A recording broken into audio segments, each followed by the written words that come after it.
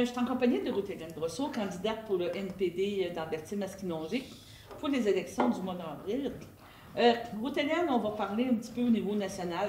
C'est quoi que le NPD a à proposer aux électeurs ici dans Berthier-Masquinongé? Puis par la suite, on parlera un petit peu qu'est-ce que tu veux parler pour le comté. Merci Danielle, merci pour l'entrevue aujourd'hui. Ça me fait plaisir de vous rencontrer, puis les gens qui travaillent au bar à Startup ici à Berthier. Donc le NPD, je pense qu'il faut faire un petit rappel. Un petit récap, oui. De c'est quoi le NPD un petit peu. C'est un parti qui veut défendre les intérêts des gens. Puis c'est souvent en politique, on dit monsieur, madame, tout le monde, mais je veux dire, c'est les travailleurs, c'est les aînés. Je pense que le but à la base social-démocrate du NPD, c'est d'améliorer la vie des gens, pas nécessairement les plus riches de ce monde ou de ce pays, mais prendre soin les uns des autres. Si on a notre système de santé gratuit, universel, au Québec, au Canada, c'est à cause de Tommy Douglas. Ouais. On doit être fiers de ça. Quand on regarde, il y a d'autres pays, si tu tombes malade, si tu as besoin d'aller voir un médecin ou tu vas accoucher d'un enfant, tu vas avoir une facture salée de 40 000, 50 000, 200 000, si tu n'as pas les assurances. Donc, quand j'ai fait le saut en politique en 2021, à la base, j'ai choisi la famille NPD parce que les valeurs me rassemblaient beaucoup. Okay. Comme femme. Donc, c'est ça, j'ai choisi le NPD. Si on veut parler du NPD comme plus récemment, dernièrement, on est en élection, on ne se cacherait pas, on est en élection. Au dernier Parlement, c'est un gouvernement minoritaire. Ouais. Donc, quand il y a un gouvernement minoritaire, ils sont quasiment forcés à travailler avec les partis d'opposition pour leur servir. Ouais. Parce que si un vote de confiance vient, un budget, un discours de la trône, c'est un vote de confiance. Un vote de confiance, ça dit j'ai besoin, comme gouvernement, chercher l'appui des autres partis pour pas que je tombe, que le gouvernement ferme, puis on se retrouve en élection. Donc, c'était quasiment comme historique, d'une façon qu'un gouvernement minoritaire était capable de durer aussi longtemps.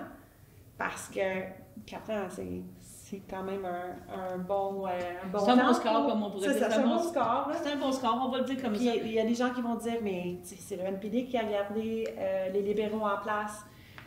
Puis sur certaines choses, oui, le NPD a supporté les libéraux. Peut-être que ça ne faisait pas tout le temps l'affaire du NPD, mais on avait un but ultime de supporter. Vous aviez un agenda. On avait un agenda, là, on avait un plan de match. En politique, c'est tout le temps des plans de match. Là. Donc, notre plan de match de soutenir le gouvernement libéral, c'était d'avoir des soins dentaires. Ça veut dire quoi? Parce que j'ai fait campagne des soins dentaires en 2021. C'est de faire en sorte que le gouvernement fédéral dit c'est là. On a notre système de santé universel gratuit. La prochaine étape, bien, évidemment, c'est les dents. Les dents ne sont pas couvertes. Puis on sait que le soin buccal ou dentaire, les soins dentaires sont vraiment importants à la santé. C'est encore plus dispendieux que les soins de santé. Tu es d'accord avec moi qu'en termes de frais, les dentistes, ça coûte quand même très dispendieux. Quelqu'un qui va chez le dentiste sans assurance. Mais c'est parce que notre système médical au Canada, voir un médecin, on ne paye pas. On paye par le biais de nos impôts. C'est ça. Donc, il a fallu élargir ce programme-là. Donc, c'est les soins dentaires. Donc, maintenant, avec les négociations des provinces, je sais qu'il y a eu des oppositions. Il y a eu certaines partis politiques qui ont opposé. À la base, notre parti, on le sait très bien, on a besoin de respecter les juridictions. Il y a la juridiction fédérale de compétences, la juridiction provinciale des compétences. Provincial, c'est notre système de santé. Donc, avec l'annonce d'un programme assurance dentaire, le gouvernement fédéral, il y a un mandat de négocier avec toutes les provinces. Puis le Québec a toujours un droit de retrait. Mais il y a eu un accord entre le gouvernement fédéral et le gouvernement provincial. Puis on voit, je ne sais pas si vous connaissez des gens là, qui ont maintenant des soins dentaires gratuits et couverts. Ça, c'est quelque chose de concret que le NPD a réussi à faire pour les gens de Berthier-Masquinongé, pour les gens au Québec. Il y a 1 million de personnes ici au Québec qui n'avaient pas, des soins. Maintenant, ils ont des soins. Puis je pense bientôt, ils vont ouvrir ma groupe d'âge. Oui. Donc, c'est ça. On a commencé avec des enfants, il y a des aînés. Il faudrait que je vérifie, mais je me renseigne. Mais tu es toute jeune encore, moi je pense que c'est toute jeune, là. Mais c'est vraiment important. Donc, pour parler de politique, pourquoi je m'implique, ça, Est-ce qu'au départ, justement, quand tu me parles de 2021, le NPD avait comme stratégie et tout en disant, si on tombe avec un gouvernement minoritaire, on est prêt à fournir notre vote en autant que justement nos politiques soient plus embarqués. Parce que, je ne veux pas dire les libéraux auraient toujours pu prendre le Bloc québécois, auraient pu toujours vouloir s'associer avec les conservateurs. Je ne pense pas les conservateurs, mais non, il y aurait eu peut-être Bloc québécois ou vous. C'est vous qui avez été au-devant? Tu penses, comment ça s'est passé? Oui, je ne sais pas, mais je n'étais pas là. Tu n'étais pas là. Je n'étais pas le leader parlementaire parce que souvent, ça, c'est un rôle de leader parlementaire. À la Chambre des communes, donc dans le dernier Parlement, je pense que c'était Peter Julian, qui est un député maintenant candidat en Colombie-Britannique. Comment ça fonctionne, un leader parlementaire? Il y a un leader parlementaire pour toutes les partis d'opposition et le gouvernement. Puis les leaders parlementaires, au moins une fois par semaine, ils vont se réunir. Le gouvernement va dire, j'ai un agenda. Moi, je veux faire adopter projet de loi sur X, projet de loi sur ça. Donc, ils négocient. Des projets de loi, quand est-ce que ça va être débattu. Donc, il y a beaucoup de négociations qui se font à ces rencontres-là. Donc, le NPD, comme priorité, c'était de négocier avec le gouvernement pour avancer la cause. C'est pas une cause, de faire avancer le développement des soins dentaires. Donc, je ne sais pas quand est-ce que ça a eu lieu. J'imagine que ce n'était pas le premier jour. Ça a pris des mois de discussion, de négociation. Vous allez faire ça, moi je vais faire ci. C'est comme une danse. C'est comme un jeu d'échecs. Un petit peu. Donc, je n'étais pas là, je ne peux pas vous dire. Mais le NPD puis les autres partis politiques avaient aussi la même occasion de négocier avec le gouvernement pour avoir des gains. Mais on a réussi à avoir un programme concret, la négociation avec les province pour avoir un déploiement de soins dentaires partout au Canada. Est-ce qu'il y a, présentement, c'est quoi les propositions au niveau de Jack Medicine? Qu'est-ce qu'il propose? Je pense qu'il a parlé de logement, parce que c'était important. Contrôle des loyers, logement. Il y a quelques années, là, quand on se promenait dans Berthier-Masquinongé, puis ça doit être la même chose un petit peu partout à travers le Québec puis le Canada, des maisons partout à vendre. Puis des fois, les maisons, il y a à vendre longtemps. Maintenant, il n'y a plus de maisons à vendre. Puis s'il y a une maison à vendre, il y a des surenchères pour avoir ces maisons-là. On n'avait pas de crise de logement. Maintenant, on a une crise de logement. On n'a pas de logement. Tous les logements sont occupés. Donc, c'est des gros enjeux. Je pense que les priorités pour le NPD, pour cette élection-là, c'est clair. Il y a beaucoup de choses qu'on ne contrôle pas. On a eu des rencontres aujourd'hui avant qu'on rentre en ondes pour l'entrevue. Les gens sont anxieux. On ne contrôle pas ce qui arrive aux États-Unis. On ne contrôle pas la guerre tarifaire. On ne contrôle pas la bourse. La bourse est plante. Mais les effets se font ressentir jusqu'ici. Il y a des pertes d'emploi dans certaines provinces, dans certains comtés. Il y aura probablement, malheureusement, des pertes d'emploi ici. Donc, il faut avoir un filet social comme assurance-emploi pour protéger ces travailleurs et travailleuses. Parce que quand tu te retrouves sans emploi, c'est encore de plus en plus difficile à payer ton loyer, payer ton hypothèque, payer ton épicerie. Puis de plus en plus, les gens ont la difficulté à boucler leur fin de mois ou leur fin de semaine. Est-ce que j'ai un choix entre est-ce que je paye mon loyer, je nourris mes enfants, je fais quoi? Ma carte de crédit est pleine, je fais quoi? Donc, pour nous, ça va être de rendre la vie plus abordable, défendre les gens. Donc, des programmes sociaux, des programmes d'assurance-emploi pour les travailleurs, l'aide pour les entreprises qui sont touchées, peut-être des subventions, un appui financier pour le maintien, la survie de certaines entreprises, ça va être primordial. Il y a beaucoup de gens qui sont capables d'épargner pour leur retraite, mais on voit la chute de leur pension. On ne contrôle pas la bourse. Non. Je ne suis pas économiste non plus. Mais non, mais de mon expérience, on l'entend. Il faut trouver des solutions pour ces gens-là, puis réduire l'anxiété. Il y a des choses qu'on ne contrôle pas. comme j'ai mentionné, on ne contrôle pas ce qui arrive aux États-Unis. Il y a des choses qu'on peut contrôler ici.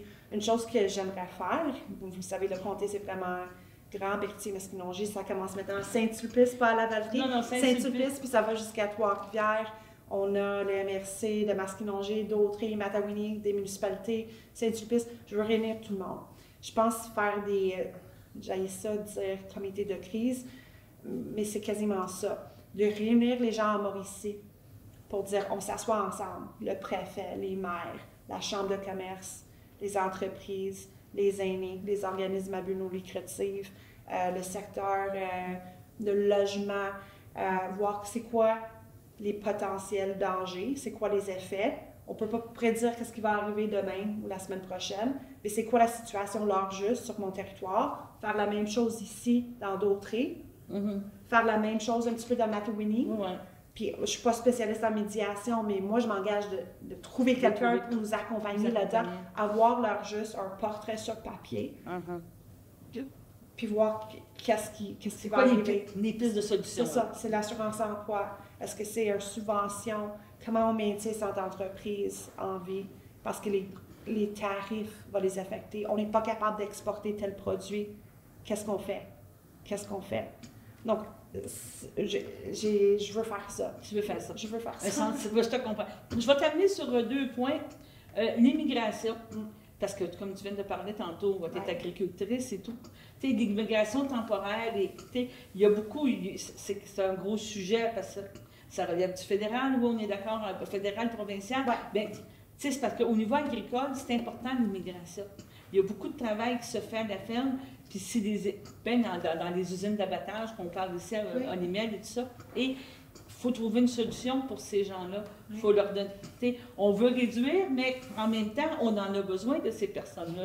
Il y a une intégration à faire. Hein? Mais l'intégration, on peut parler du SANA. Ils font un travail extraordinaire. Je salue tout le monde qui travaille dans le SANA. C'est primordial pour aider les gens à connaître notre façon de vivre, comprendre comment ça fonctionne aux banques, comment ça fonctionne les rapports d'impôts, payer vos taxes, ne nous volent pas. Ils font expliquer comment ça fonctionne à l'épicerie, ils font un travail extraordinaire. Mais immigration, c'est une situation, c'est un enjeu assez complexe. Parce qu'on peut parler d'immigration économique. Oui. On peut parler... Puis il y a différents niveaux d'immigration économique. Je ne parle pas de réfugiés. Moi, je te parle... tu parles du travailleur étranger temporaire. C'est ça. Tu sais, il y a beaucoup de controverses sur ça. On les prend plus, mais il y a beaucoup d'entreprises qui ont besoin de ça pour vivre. Mais c'est ça. Il y a plusieurs volets à l'immigration. Si on veut parler spécifiquement du travailleur étranger temporaire, on a des accords avec certains pays comme le Mexique, le Guatemala. On a des accords. Je pense pas que un gouvernement ou une instance peut nous dire on doit réduire. On a besoin cueillir des fraises, des asperges. Ça peut être aussi dans la transformation alimentaire. Je peux utiliser un exemple d'un ami. Il y a une entreprise, ça fait 10 ans qu'il fait venir des travailleurs étrangers temporaires. À chaque année, il fait venir le même monsieur. Puis ce monsieur-là, il fait venir les membres de sa famille, ses voisins de son pays. C'est des gens de confiance, souvent des hommes de confiance qui vont partir 4 mois ou 6 mois ou 9 mois pour venir travailler ici. Donc, ils partent, ils laissent leur famille, souvent aussi des enfants, pour venir travailler ici puis gagner leur vie, puis supporter leurs enfants à la maison, leur famille, dans leur pays.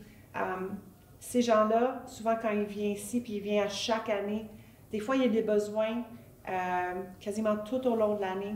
Je pense qu'on a besoin d'améliorer un petit peu le voie vers la citoyenneté dans certaines instances, là, parce que ces gens-là, ils contribuent. Des fois, ils sont capables d'emmener les enfants.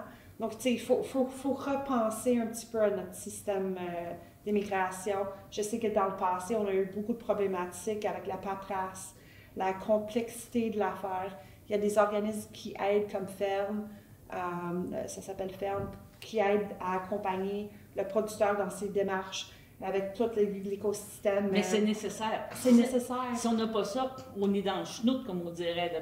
Mais les champs ne se vident pas, la production ne se fait pas. C'est ça, on a besoin de ces travailleurs, souvent à des moments vraiment précis. Si les gens y arrivent pas au bon moment, on scrape les asperges pour la saison, le début de la saison, ou ça peut être dans les vignobles, ça arrive. Ouais. Ça peut être les fraises. Donc, tu sais, il faut protéger, puis peut-être améliorer certaines lacunes qu'on a avec le programme des travailleurs étrangers temporaires. Et je pense pour les gens qui reviennent à chaque année, ou les gens qui sont capables de travailler ici à l'année, il faudrait leur offrir un voie vers la citoyenneté, éventuellement. Résidence permanente, puis plus tard vers la citoyenneté. On parle, je vais t'amener un autre sujet, puis je sais que ça va créer des remous. Disons qu'on va parler de cette façon-là. Ah, bien, dans le sens, je vais te parler de la gestion de l'offre. Parce que, tu sais, tantôt, tu me parles de tarifaire, tu me parles des gags. Bon, on ne sait pas à quoi s'attendre. On va se retrouver dans 3 semaines avec un nouveau gouvernement qui soit de n'importe quel parti. Ouais. Mais c'est sûr que nos voisins américains vont vouloir négurger. Il va y avoir en tout cas, on espère qu'il va y avoir des renégociations. Et qu'est-ce que je veux dire par rapport à ça? C'est que ce soit le NPD, tout le monde dit oui, on est d'accord de ne pas toucher à la gestion de l'offre, mais rendu à la fin, c'est souvent ça qui est sacrifié. Il y a eu les accords et tout. Quand il y a eu 2019, avec M. Trump, bien, les agriculteurs ont encore perdu un peu de pourcentage de choses. Puis là, il y a des accords aussi européens et tout. Oui, mais je me suis battue contre tous ces accords. Oui, mais qu'est-ce que je veux dire, c'est que tu penses, je vais te poser la question dans le sens, est-ce que tu penses que cette fois-ci, on va être capable de conserver ces acquis-là où on n'aura pas le choix, à un moment donné, il va y avoir des partis qui vont être sacrifiés parce que ce soit n'importe quel des chefs disent on ne touche pas à la culture, on ne touche pas aux Français. À un moment donné, il va falloir malheureusement donner quelque chose. On a beau dire on se bat. Puis la gestion de l'offre, les produits, c'est pas évident, là. Oh oui, non, je sais. Mais présentement, on est en train de vivre une guerre commerciale ou de façon illégale, puis il faut le dire haut et fort.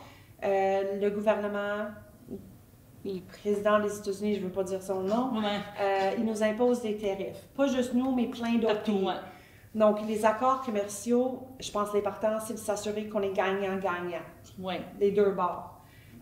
Les accords commerciaux qui étaient signés dernièrement, je parle peut-être les 10 dernières années, que ce soit conservateur ou libéral, à chaque accord, il y a eu des concessions. Une concession, ça veut dire je donne un petit peu, 2 3 Puis, quand on donne des concessions, puis on s'attaque, on laisse affaiblir notre système de gestion de l'offre, souvent, cette pourcentage-là, c'est la rentabilité d'une entreprise agroalimentaire.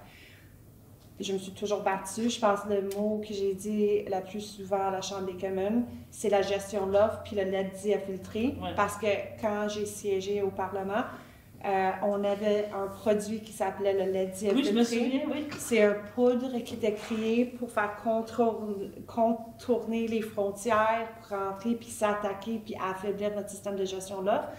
Donc, j'étais vraiment la chienne de garde à la Chambre des communes pour cet enjeu-là.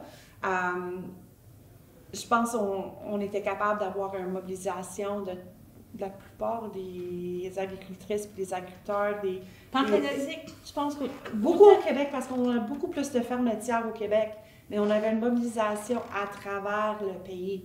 Parce que, veux pas, notre système de gestion de l'offre, c'est un programme fédéral. Donc, dans toutes les provinces, on a notre système de gestion de l'offre pour le lait, pour le volaille, pour la dinde, les œufs. Donc, le poulet a été attaqué aussi, là. Mais je vais te poser la question, puis comment tu t'es senti quand tu as regardé comment ça s'est passé? On n'a pas le choix de parler du C282 là, qui avait été mis, qu'on s'est retrouvé au Sénat, que ça a été bloqué sais, je te pose, c'est quoi? Mais ça, c'est une question pour peut-être une autre émission sur un débat sur l'utilité du Sénat. Oui, oui, mais je suis d'accord avec toi. Mais Ouais. est-ce que tu as ressenti en tant qu'agricultrice une frustration? Mais Tu sais, l'agenda politique, tout le monde a tout dit oui, c'est beau. Mais quand ça a monté au Sénat, en bon français, ça a foiré. Mais c'est un travail à longue haleine, puis je salue le Bloc puis pour leur travail, parce que c'est un travail transpartisan qui s'est fait. Parce que le projet de loi dont tu parles, c'est pour faire en sorte que quand on négocie, si la loi était passée, là, quand le gouvernement négocie des accords commerciaux, on ne touche pas. C'est légiféré, c'est dans la loi. On n'a pas le droit d'avoir des concessions dans notre système de gestion. C'est un projet de loi extraordinaire. Donc, comment ça fonctionne? À la Chambre des communes, on a des élus, on a un gouvernement, on a des projets de loi émanant du gouvernement. Ça veut dire que ça, c'est une priorité pour notre gouvernement. Peu importe leur couleur, ça passe à la Chambre des communes, il y a des débats. Ensuite, c'est poussé dans un comité des élus. Exemple, c'est un projet de loi sur l'environnement. Ça va au comité de l'environnement. Ça revient. Donc, c'est quand même... Il y a une procédure à suivre. Oui. Une fois que c'est fini à la Chambre des communes, ça va au Sénat. Mais le Sénat, c'est des gens qui ne sont pas élus. Ils sont là jusqu'à, je pense, l'âge de 75 ans, si je ne me trompe pas. C'est ça. Ils ne sont pas élus, ils ne sont pas redevables. Quand tu es élu à la Chambre des communes, votre boss, là, si je suis élu à la Chambre des communes, c'est vous ma boss, c'est vous ma boss, c'est vous ma boss, vous êtes ma boss. Oui. Donc, au Sénat, ils n'ont pas de boss. Je ne vais pas dire qu'ils sont corrompus, je n'ai pas tout suivi. Mais il y avait des raisons, là, ils ont laissé mourir un projet de loi qui était proposé, il y avait l'unanimité à la Chambre des communes, ou presque. Donc ça, pas juste en tant qu'agricultrice, là, ça m'enrage, puis c'est pas la première fois que ça arrive. C'est arrivé sur des projets de loi du NPD aussi, des projets de loi de Roméo Saganache pour le droit des Autochtones, j'ai oublié le numéro du projet de loi, mais ça a passé à la Chambre des communes. On avait un appui, un beau travail parlementaire qui s'est fait, transpartisan. Oui. Puis ça va au Sénat, puis ça meurt. J'ai déjà fait une campagne, je me rappelle pas en quelle année, on déroule le tapis rouge. C'est pour faire une petite campagne contre le Sénat. Je pense que c'est suite au projet de loi qui était défait de Roméo Saganache. Là. Donc, vous me rappelez pas des beaux souvenirs nécessairement, mais nos belles batailles. Des belles batailles. C'est nos combats. Ouais. C'est ça. Justement, on va parler de dernière chose. Tu sais, le gaspillage alimentaire, tu t'es beaucoup impliqué. Oui. Ça va être quelque chose encore que tu veux promouvoir, que tu veux promouvoir. Oui, dans le sens mais je veux en parler, mais je sais que je pense que le gouvernement canadien a eu une stratégie, il y a eu des petits investissements pour faire la promotion du problématique de gaspillage alimentaire. Moi, je voulais plus quelque chose légiféré. Il y a eu aussi des démarches qui s'est faites au niveau provincial pour le gaspillage alimentaire. Je pense que collectivement, en tant que peuple et individuellement, on a une responsabilité pour réduire le gaspillage alimentaire. Je pense souvent, de plus en plus, malheureusement, les gens ne peuvent plus gaspiller, n'ont pas les moyens de gaspiller. Quand on voit que l'utilisation des banques alimentaires augmente, je pense plus comme au niveau peut-être industriel, transformation alimentaire, au niveau provincial, on peut faire des changements, peut-être assouplissement dans les règlements pour réduire le gaspillage alimentaire. Mais je vais regarder le sujet, mais comme vous le savez, c'est un enjeu qui me tient à cœur. Depuis longtemps. Depuis un petit bout, là. C'est un petit cheval de bataille, comme on dit. Est-ce qu'il y a d'autres points que tu veux ramener pour le comté, de parler d'immigration, de gestion de l'offre? Est-ce qu'il y a des choses que... Mais je pense que je veux parler de l'importance des médias. Parce que... Vas-y, non, mais c'est bien, on n'a rien contre ça. J'ai vu le chemin personnel, pas personnel, mais l'évolution de CTRB. Parce que ça fait longtemps qu'on fait des entrevues, puis honnêtement, je me suis ennuyée un petit peu des entrevues. Vous avez eu des investissements, vous avez vraiment travaillé fort, donc je vous salue, je salue. Mais ça, c'est important. L'équipe. Ici à CTRB, mais je pense où je veux vous amener, c'est l'importance du travail que vous faites. Daniel, puis toute l'équipe, les stagiaires qui sont ici, c'est de transmettre l'information. OK. Mais ça, on a eu des problèmes. On a eu Google qui est venu nous chercher. Mais c'est ça que je voulais dire. Sur Meta, sur Facebook, maintenant, il n'y a pas de vérification de fait. Donc, les médias, comme vous, les journalistes, l'information sur vérifier, c'est vraiment important. Le travail que vous faites, c'est vraiment important. Mais l'information qui circule sur Facebook, on sait que vous ne pouvez pas toujours mettre vos articles. Il ne faut pas mettre nos choses. La presse, le Nouvelliste, il faut trouver d'autres façons de faire partager l'information. Mais qu'est-ce qui circule de plus en plus sur Facebook, X, formellement Twitter, c'est horrible.